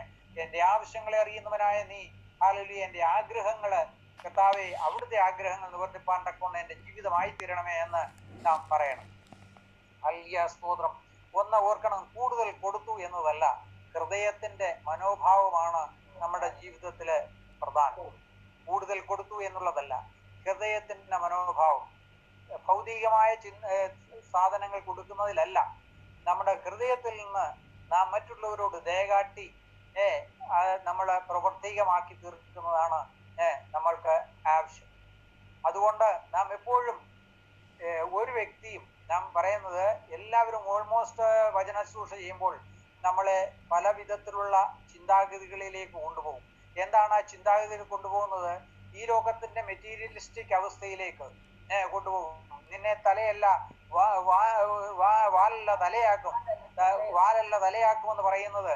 ചിലർ പറയും നിന്നെ ഈ ഇന്നത്തെ പട്ടിണിയിൽ നിന്നും പ്രയാസത്തിൽ നിന്നും നിന്നെ വലിയ സമ്പത്ത് ധനത്തിലേക്ക് കൊണ്ടുപോകും. അതല്ല ദൈവത്തിന്റെ വചനത്തിന്റെ ആഘോഷണം പറയുന്നത്. നിന്റെ ആത്മാവിന്റെ ഇന്നത്തെ ശുഷ്കിച്ച അവസ്ഥയിൽ നിന്ന്, നിന്റെ ആത്മാവിന്റെ ഇന്നത്തെ ശുഷ്കിച്ച അവസ്ഥയിൽ നിന്ന് നിന്നെ ജീവജലത്തിന്റെ നദി ഒഴുകുന്ന അവസ്ഥയിലേക്ക് നിന്നെ ഞാൻ ഉയർത്തുമെന്നാണ്. അത് ക്രിസ്തുവിന്റെ തലയോളം വളരുക എന്നുള്ളതാണ്. ക്രിസ്തു നമ്മളെ കാണിച്ചത് ഭൗതിക ജീവിതത്തിന്റെ നന്മയ്ക്ക് വേണ്ടിയല്ല, ഒരു ആത്മീയ ജീവിതത്തിന്റെ ഒരു വലിയ കാഴ്ചപ്പാട്, ഒരു രക്ഷയുടെ ആ കാഴ്ചപ്പാട് നമ്മളെ കാട്ടിത്തന്നത്. അത് നാം എപ്പോഴും മനസ്സിൽ ധ്യാനിച്ചു കൊള്ളണം. അതുകൊണ്ട് ഇന്ന് നമ്മൾ വായിച്ചു, സുവിശേഷത്തെ അറിയിക്കുന്ന കള്ളപ്രവാചകന്മാരുടെ കാര്യം നമ്മൾ വായിച്ചു. അങ്ങനെയുള്ളവിടുത്തെ വേദനപ്പെടുന്ന അനേക ദൈവീദാസന്മാരുണ്ട്. നമ്മൾ കേൾക്കപ്പെടുന്ന വചനങ്ങള് നമ്മൾ വളരെ ശ്രദ്ധയോടുകൂടി ശ്രവിക്കുകയും ഇത് വചനാനുസൃതമാണോ എന്ന് ഒന്ന് ചിന്തിക്കുകയും ചെയ്യണം. സമയം അധികരിച്ചിരിക്കുന്നു. ഞാൻ വളരെ ചുരുക്കട്ടെ, അല്ലെങ്കിൽ ഇനിയും പറയാനുണ്ടായിരുന്നു, പക്ഷെ സമയക്കുറവാണ്. ഞാൻ ഈ കുറിവാക്യത്തിലേക്ക് വരുന്നത് മറ്റൊന്നുമല്ല. കുറിവാക്യത്തിൽ ഞാൻ പറഞ്ഞത്, നിങ്ങൾ കൊടുപ്പീൻ, നിങ്ങൾ കൊടുപ്പീൻ എന്നാൽ നിങ്ങൾക്ക് കിട്ടും, അമർത്തി കുലുക്കി കവിയുന്ന ഒരു നല്ല അളവ് നിങ്ങളുടെ മടിയിൽ തരും, നിങ്ങൾ അളക്കുന്ന അളവിനാൽ നിങ്ങൾക്കും അളന്ന് കിട്ടും. ഈ വാക്യം നമ്മൾ ഒന്ന് ശ്രദ്ധിച്ചാൽ, കർത്താവ് ആദ്യ ഭാഗങ്ങളിലാണ് ഇത് പറഞ്ഞിരിക്കുന്നത്. ഇത് മറ്റൊന്നല്ല, ഈ അമർത്തി കുലുക്കിയ ഈ അളവ് മറ്റൊന്നല്ല, ദൈവത്തിന്റെ ക്രൂശിലെ ആ ത്യാഗമാണ്. നമ്മുടെ ജീവന് വേണ്ടി വില നൽകിയ ഒരു ദൈവത്തിന്റെ സ്നേഹം. ഈ സ്നേഹത്തോട് നമ്മളൊന്ന് ചിന്തിച്ചാൽ, നമ്മളുടെ ജീവിതത്തിന്റെ കൊടുക്കൽ വാങ്ങൽ, അല്ലെങ്കിൽ നമ്മുടെ ജീവിതം കൊണ്ട് നമ്മൾ ഇന്നുവരെയും ചെയ്ത കാര്യങ്ങളെ ഒന്ന് അപഗ്രഥിച്ചു നോക്കിയാൽ എന്തുണ്ട് അതിന്റെ തുലനതയിലേക്ക് ഒന്ന് പോകുവാൻ? അങ്ങനെയുള്ള ഒരു അവസ്ഥയാണോ നമ്മുടെ ജീവിതത്തിൽ? നാം പലപ്പോഴും വിചാരിക്കും അമർത്തി കുലുക്കി നമുക്ക് കിട്ടുക എന്ന് പറഞ്ഞാൽ, നമ്മൾ വിചാരിക്കും നമ്മുടെ ഭൗതിക ജീവിതത്തിന്റെ നന്മകൾ നമ്മുടെ ജീവിതത്തിൽ അനുദിനം പ്രാപിക്കാൻ സാധിക്കും. ഞാൻ കുറച്ച് കൊടുത്തിട്ട് എനിക്ക് കൂടുതൽ പ്രാപിക്കാൻ കഴിയും. ഒരു മനുഷ്യ ചിന്താഗതിയിൽ കൂടെ അത് കടന്നു പോകും. പക്ഷെ ദൈവീയ വചനത്തിന്റെ ആ ശരിയായ മർമ്മം എന്ന് വെച്ചാൽ, ഞാൻ നിങ്ങൾക്ക് വേണ്ടി നൽകപ്പെടാൻ പോകുന്ന ആ ക്രൂശിന്റെ ത്യാഗം, അത് നിങ്ങൾക്കൊന്നും ചിന്തിച്ചാൽ അതിനപ്പുറമാണ്. എൻ്റെ ജീവിതം ഞാൻ നിങ്ങൾക്ക് വേണ്ടി അർപ്പിക്കുകയാണ്. അതുകൊണ്ട് കർത്താവ് പറഞ്ഞത്, ഒരു സ്നേഹിതനാണെങ്കിൽ അവൻ തൻ്റെ ജീവനെ മറ്റുള്ളവർക്ക് വേണ്ടി നൽകും. അതുകൊണ്ടാണ് യോഹന്നാൻ സുവിശേഷം 3:16 പറയുന്നത്, തൻ്റെ ഏകജാതനായ പുത്രനെ വിശ്വസിക്കുന്ന ഏവനും നശിച്ചു പോകാതെ നിത്യജീവൻ പ്രാപിക്കേണ്ടതിന് ദൈവം അവനെ നൽകുവാൻ തക്കവണ്ണം ലോകത്തെ സ്നേഹിച്ചു. മനുഷ്യൻ ഇന്ന് ഏറ്റവും വിലപ്പെട്ടത്, ഇന്ന് മനുഷ്യന് ഏറ്റവും വിലപ്പെട്ടത് എന്താണെന്ന് ചോദിച്ചാൽ അവന്റെ ജീവനാണ്. അത് സർവ്വ ലോകത്തെക്കാളും വിലപ്പെട്ടതാണ്. എങ്കിൽ അത് മനസ്സിലാക്കി അതിന്റെ നിലനിൽപ്പ് ഉറപ്പുവരുത്തേണ്ടതിന്റെ ഉത്തരവാദിത്വം അവനവന് തന്നെയാണ്. ദൈവത്തിന്റെ വലിയ ദാനമാണ് നമ്മുടെ ജീവൻ. അത് അനുസരണക്കേടിനാൽ തകർന്നു പോയതിനാൽ വീണ്ടെടുപ്പ് അനിവാര്യമായി തീർന്നു. അതുകൊണ്ട് നാം തന്നെ ദൈവസന്നിധിയിൽ ഒന്ന് അർപ്പിച്ച്, ദൈവമേ, നീ എനിക്ക് അളവില്ലാതെ വണ്ണം നിന്റെ ജീവിതത്തിന്റെ എനിക്ക് വേണ്ടി അർപ്പിച്ചത്, ഈ ഈ ഈ ക്രൂശിലെ സ്നേഹത്തിലൂടെ എന്നെ അളവില്ലാതെ സ്നേഹിച്ചത്, എനിക്കായി നിന്റെ ജീവനെ മറുവിലയായി നൽകിയത്, അത് സർവ മാനവജാതിക്കും ജീവനും രക്ഷയ്ക്കും വേണ്ടി തന്നെ തന്നെ നൽകിയ അളവില്ലാത്ത സ്നേഹത്തിന്റെ ആ നിറഞ്ഞു കവിയുന്ന ദൈവീക അനുഭവം, അത് ഞാൻ അറിയുവാൻ ഇടയാക്കിയതിനാൽ ദൈവമേ ഞാൻ എനിക്ക് സ്തോത്രം ചെയ്യുന്നു എന്ന് പറയുവാൻ തക്കവണ്ണം, ആ പ്രകാരം നാം നമ്മുടെ വിലപ്പെട്ട ജീവിതത്തെ അവന്റെ വീണ്ടെടുപ്പിന്റെ കരങ്ങളിൽ അർപ്പിക്കുവാൻ തക്കവണ്ണം നാം ഓരോരുത്തരും തയ്യാറാകണം. മനുഷ്യന്റെ ഇഹത്തിലെ ആയുസ് എത്രയെന്ന് നാം ഒന്ന് മനസ്സിലാക്കിയിരിക്കണം. അതിന്റെ ദൈർഘ്യം വളരെ ചുരുക്കമാണ്. ആ ജീവിതത്തിന് വേണ്ടി നാം ഇവിടെ ഭൗതികമായി അധ്വാനിക്കുന്നുണ്ടെങ്കിൽ നമ്മുടെ ആത്മീയ അനുഗ്രഹത്തിന് വേണ്ടി, നമ്മുടെ നിത്യജീവന് വേണ്ടി നാം എത്രമാത്രം നമ്മൾ അധ്വാനിക്കേണ്ടിയിരിക്കുന്നു. അതുകൊണ്ടാണ് പൗലോസ് അപ്പോസ്തലൻ 1 കൊരിന്ത്യർ 15:19 പറഞ്ഞത്, നാം ഈ ആയുസ്സിൽ മാത്രം ക്രിസ്തുവിൽ പ്രത്യാശ വെച്ചിരിക്കുന്നുവെങ്കിൽ സകല മനുഷ്യരിലും അരിഷ്ടർ അത്രേ. പലരും തങ്ങളുടെ ജീവിതം ഇഹത്തിലെ ജീവിതത്തിന് വേണ്ടി, നാമമാത്രമായ ജീവിതത്തിന് വേണ്ടി ചിന്തിക്കുന്നവരാണ്. പക്ഷേ ഒരു ദൈവീയ പൈതൽ അവന്റെ ജീവിതം നിത്യതയുടെ അനുഭവത്തിലേക്ക്, ആ അർഹതയിലേക്ക് കടന്നു ചെല്ലുവാൻ വേണ്ടിയാണ് അവനവന്റെ ജീവിതം കൊണ്ട് അനുദിനം അനുനിമിഷം അവൻ ചിന്തിക്കുന്നത്. നാം ഓരോരുത്തരും അപ്രകാരമായി തീരുക. ആ ദൈവത്തിന്റെ അകമഴിഞ്ഞ സ്നേഹത്തെ, ആ ക്രൂസിലെ സ്നേഹത്തെ നാം എപ്പോഴും ഓർത്ത് ആ ദൈവത്തിന്റെ സ്നേഹത്തിനു വേണ്ടി നാം ആഴമായി ആഗ്രഹിച്ച് നമ്മുടെ ജീവിതത്തിന്റെ പരിവർത്തനത്തിന് വേണ്ടി, നമ്മുടെ ആത്മാവിന്റെ ശുദ്ധീകരണത്തിന് വേണ്ടി ആ ദൈവത്തിൽ നമ്മളെ തന്നെ അർപ്പിച്ചുകൊണ്ട് നമ്മുടെ ജീവിതം മുന്നോട്ട് നയിക്കുവാൻ നാം ഓരോരുത്തരും ശ്രമിക്കുക. ഞാൻ എൻ്റെ വചനം ഇവിടെ ചുരുക്കുകയാണ്. നിങ്ങളെ ഓരോരുത്തരെയും ദൈവം അനുഗ്രഹിക്കുന്നു. ദൈവത്തിന് സ്തോത്രം.